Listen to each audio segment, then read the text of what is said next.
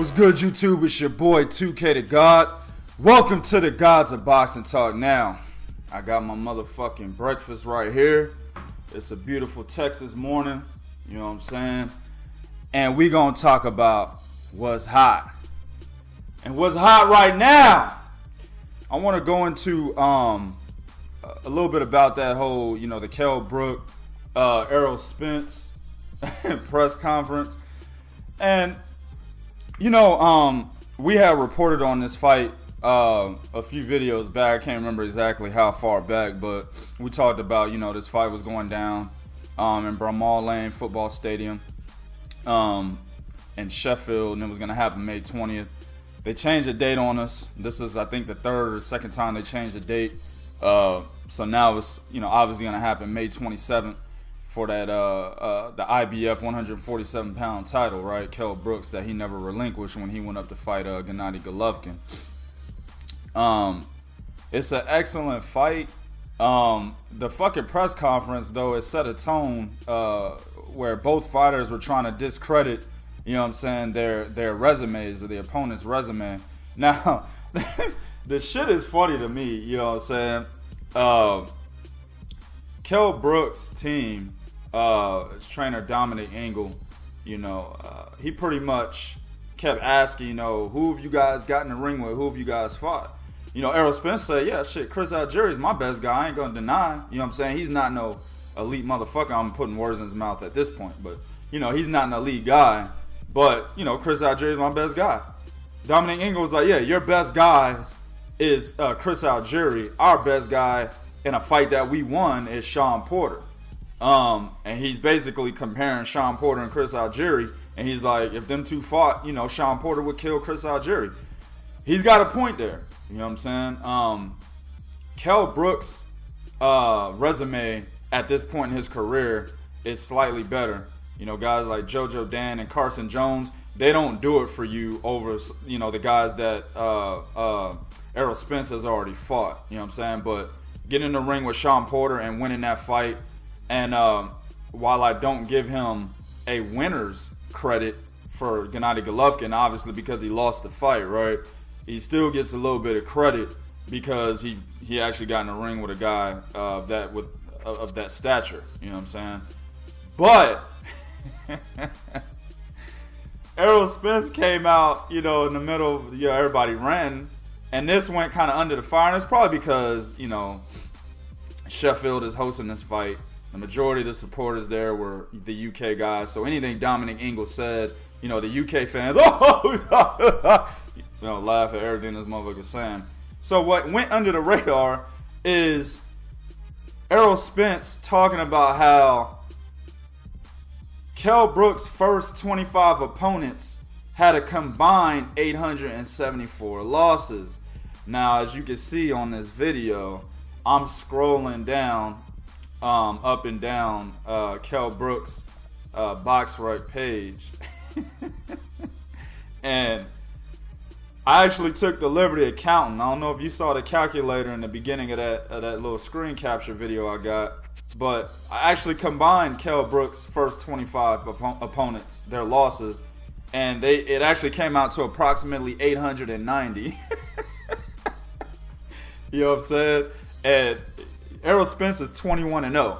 So that's why, taking Kell Brooks' first 25 opponents is key, because he fought absolutely nobody at the point in which Errol Spence is at in his career currently, right? So if you put it on an even scale, Kell Brook has 36 fights, which is 15 more than Errol Spence. If you put it on an even scale, take Kell Brooks' first 25, or hell, even his first 21 opponents, and compare him to Errol Spence's first 21 opponents, well, obviously Errol Spence would have a better resume. You know what I'm saying? And that is the point that Errol Spence was trying to make when he said that. Also, Derek James, who we interviewed on the Movement podcast that we do every Sunday night. We interviewed him on one of our episodes. Very good guy. I plan on getting him on the show to interview him on here on this particular format or platform. He also said that went under the radar that Kell Brook fought a guy that had 185 losses. Now, Dominic Ingle was, he was confused. He was like 185 losses. You know what I'm saying? Well, he's talking about the guy that was Kell Brook's debut fight, and that's a guy named Peter Buckley. He had 189 losses. You know what I'm saying? And then 3 fights later, he fights a guy named Brian Coleman who had 139 losses. So, anyway you slice it, man, Errol Spence doesn't have anybody of that sucked at that magnitude on his resume in his first 21 fights. You know what I'm saying?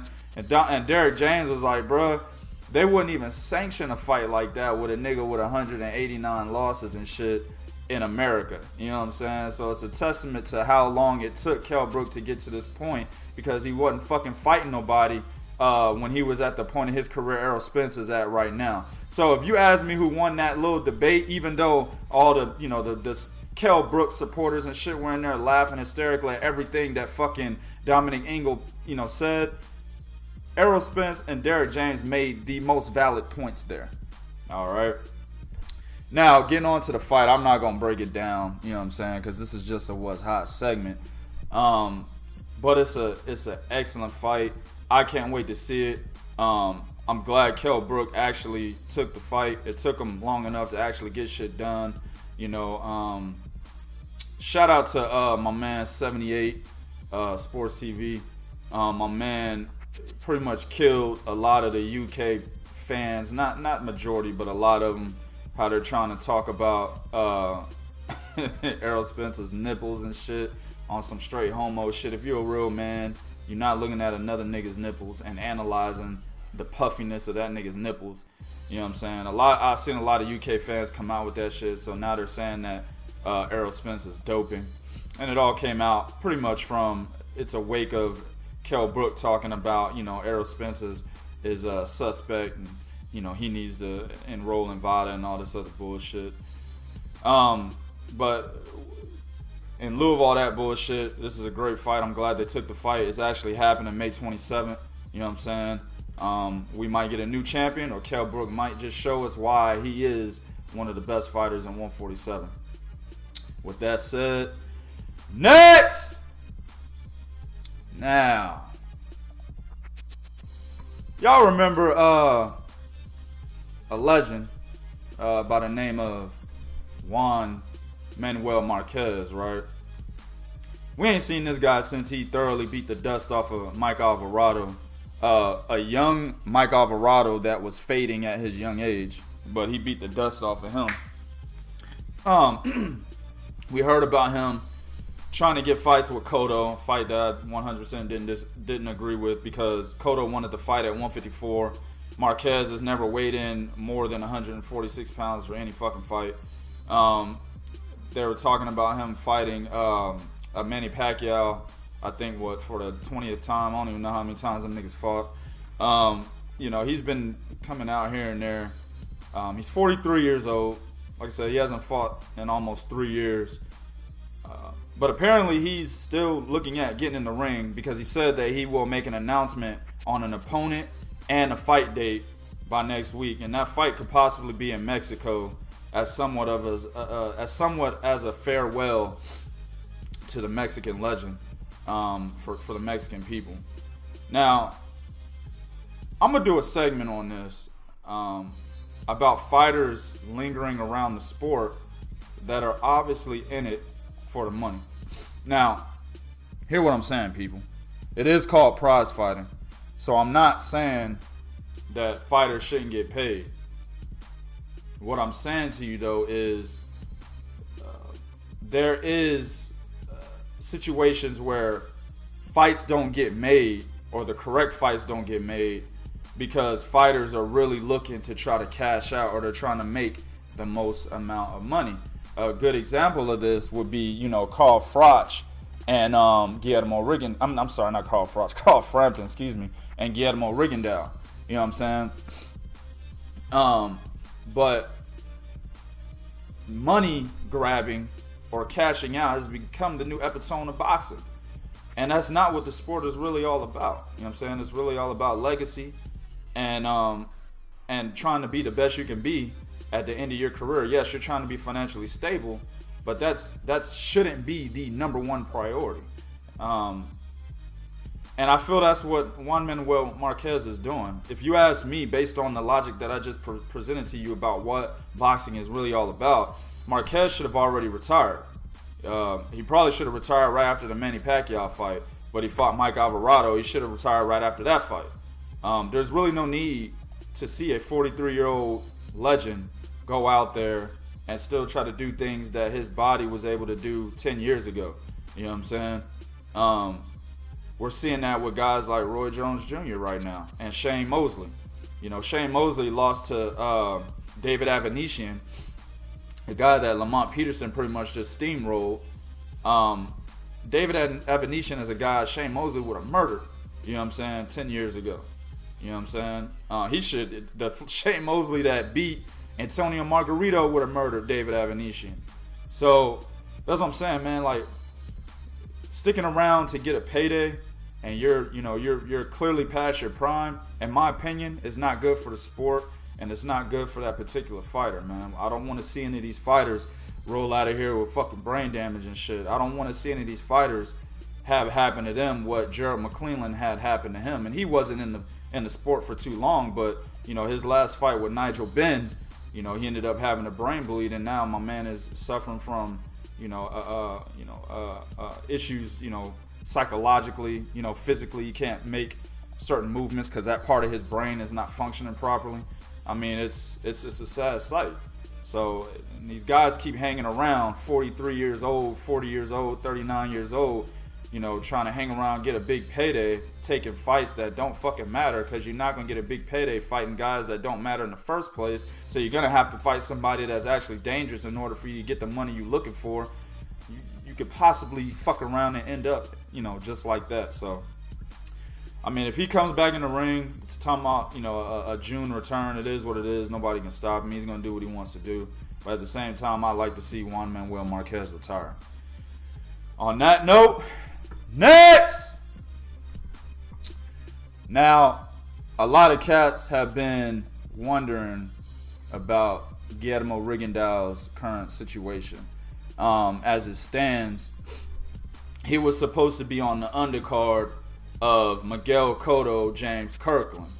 And it was a mandatory fight for his WBA super title at 122 pounds against Moises Flores. Now, that dude's a good fighter. Pretty good fighter. A lot of people thought, that Moises Flores had a chance of beating Guillermo Rigondeaux. Hold up. Let me get some breakfast real quick. Alright.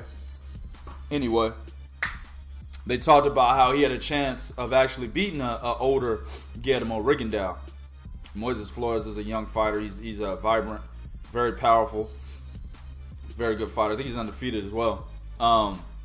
But in the wake of the Cotto-Kirkland fight getting canceled due to James Kirkland getting an injury, which I'm so motherfucking glad it got canceled. I'm not trying to see that bullshit ass fight. You know what I'm saying? Guillermo Rigondeaux and Moises Flores, obviously, they got dropped off the card too as well. So now they're back at home trying to renegotiate. Well, Guillermo Rigondeaux's advisor, by the name of Alex Bornote, he came out and he kind of shed a light on the situation. Now I'll read a couple quotes. Speaking on after the Cotto-Kirkland fight was canceled, he states, "After that, we got tired of waiting for some offers from Flores' people who never came. That's why we decided to go to the purse bid, which is happening right now." Should have probably just stated that earlier. It's going to a purse bid starting April 3rd for a fight that could possibly happen in June. All right. He said, "Rock Nation, our co-promoter, has assured us that they are 100% behind Rigo and are ready for the upcoming purse bid." Now, this is currently the second purse bid. The first was supposed to happen in December. I think it was December 19th, something like that. It ended up not actually happening because they reached a deal to be on the undercard of the Cotto-Kirkland fight. Now, this purse bid that's coming up the next week, it's set at 120K. Now, based on WBA rules, their champion gets 75% of the purse. You know what I'm saying? So Rigo is going to pull in 75% of 120K. Moises Flores' people probably have a problem with that because of the caliber they're actually getting ready to fight, and 75% of 120K ain't really enough to get in the ring and get your motherfucking jaw ripped off your face. You know what I'm saying? So they probably got a fucking problem with that. He starts off the interview with this statement, but I want to end it, this particular piece of the segment with this statement. Bernorte says, the top guys in the division fear him. The television networks don't care about the lesser guys, and we're bound to this fight with Flores because it's a mandatory defense. It's the perfect storm. And while, of course, this is a supporter of Guillermo Rigondeaux, he's his advisor, right? That's a true statement. We've had guys all over the place from 122 who are now at 126 ducking the shit out of Guillermo Rigondeaux. That's not a unproven fact, right? But I do want to state that Rigo may need to seek meager accommodations, meaning he may need to do something that he may not want to do for the amount of money that he may not feel that he deserves. He's still living off of the Nonito Donaire spectacular win that happened 4 years ago. You know, I think this April it'll be 4 years. Rigo, you got to go either up to 126 or go to 118. In my opinion, I think Rigo, since he's already a small 122, he'll be a fucking tiny 126. I think he should go down to 118 and fight Shinsuke Yamanaka. That's I think he's the number 8 pound for pound rated guy on my list. He's number 5 or 6, excuse me. On my personal pound for pound list. I think he should fight Shinsuke Yamanaka. He's been dominating the 118 pound division for a very long time now. I think that's an excellent fight. And you had that fight in Japan. The Japanese fan base, they support their fighters 100%. They will go out and watch any fight that their favorite Japanese fighter is actually hosting. And a fight with Guillermo Rigondeaux would be an excellent way, you know, for Rigo to make a little bit of dough on the side, especially bringing the fact that he is the current WBA super champion at a higher weight class. So I think that's an excellent fight. If he does go to 126, you know, start going to motherfuckers' press conferences and rating that shit. You're going to have to go into upcoming fights, show up. You know, you got to do what Erislandy Lara did when he wanted to fight Canelo after Canelo beat Alfredo Angulo, I believe. Erislandy Lara showed up in the press conference. It was like, you know, he did it nicely. He didn't do it in a way that, you know, 2K would have done it. You know what I'm saying? But he did it. He rated the shit. Was like, motherfucker, you know what I'm saying? You gonna fight me next. Blah, blah, blah, yada, yada, yada.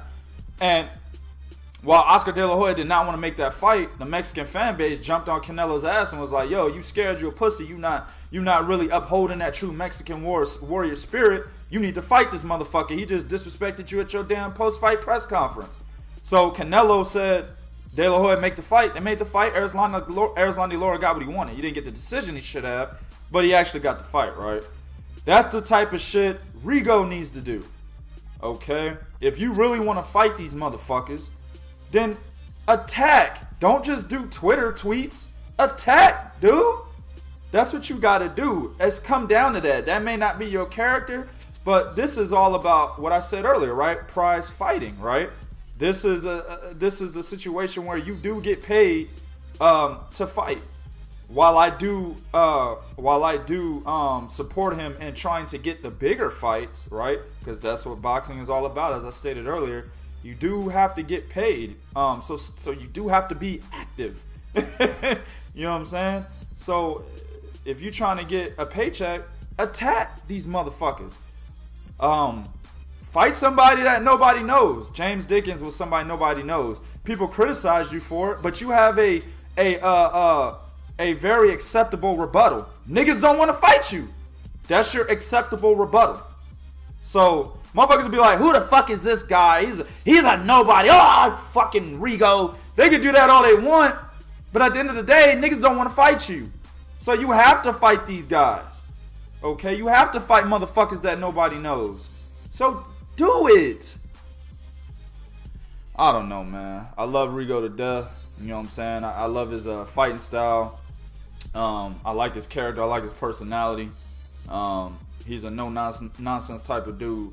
But he's got to get in the ring, man. There's no ifs, ands, or buts about it. Next! And the last of this segment.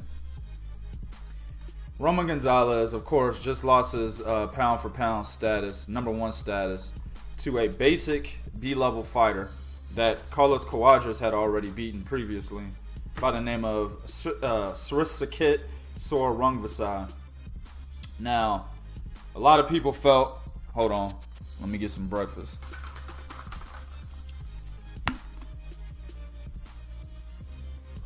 Alright. A lot of people felt that Roman actually won this fight. And I have no problem with that. My scorecard was a draw, as I said in my post-fight recap video of this fight. My scorecard had a draw after I watched it the second time. The first time I was watching, I was doing some commentating, trying to teach a couple people about the technical aspect of the sport, what to do, what not to do, etc. So when I watched it the second time, I had it a draw. But I could see both fighters winning. I have no problem with people saying that Gonzalez actually won this fight. So Gonzalez seems to think that he was robbed, which is complete asinine and nonsense. But in thinking, and with that mindset of him thinking that he got robbed, he thinks that in a rematch with Rungvisai, he needs to knock him out in order to win. And I'll read a quote. I would be focused on knocking him out in a rematch because it would be a fight in which I'm going to prove that I'm still the best in the world. It is the only way I can win. What happened on last Saturday, is a sadness for boxing. That is alluding to him thinking that he was robbed. I know that I must turn the page, but it is a sadness as they took that fight away from me. I 100% disagree with Roman Gonzalez, and I've already broken this fight down, so I'll just get to the point here. I stated in the recap video that when you're jumping weight classes, now of course he's jumping small weights where he jumped 4 weight classes where there's only 3 and 4 pounds in between each weight, and if you add it up, it's really the same as jumping from 168 to like 175 or 160 to 175. You know what I'm saying? Pretty much what Andre Ward did, 168 to 175. It's almost the same. So, with that said, though, when you're jumping weights and you're the smaller guy, and it's gotten to the point where it's become evident that you're the smaller guy, starting with really the Carlos Cuadras fight, you have to add different aspects to your style. Particularly, you have to become a little more defensive. If you're a very aggressive guy, you bring the fight like Roman does, but he has some boxing ability when he does apply effective aggression. Bigger guys are more liable to take your best shots. Seen here against Rungvisai and seen against Carlos Cuadras. Yes, he did push Rungvisai back a few times in that fight, particularly from the middle to the latter rounds. He was pushing him back. But Rungvisai was still there. He was still throwing combinations that were landing. So what you were missing was your defensive ability to elude shots and apply effective aggression in the same fight. Okay? So what you need to do is not think about knocking him out. Hell, that's what got you this loss in the first place. What you need to do is outbox Rungvisai. He is a basic, flat-footed, slow punching, no head movement, no upper body movement, no lower body movement, no lateral movement, doesn't give you any angles. He moves backwards and forwards. He stays in the center mass, okay? You have to outbox that guy. You can't just feel like you're going to run him over, especially when he showed you that he's the more powerful, stronger guy. A lot of times in that fight, you would try to run him over. The motherfucker would literally push you back from one end of the ring to the next. You're too little. Dude just straight pushed you across the ring. Did whatever he wanted to do with you.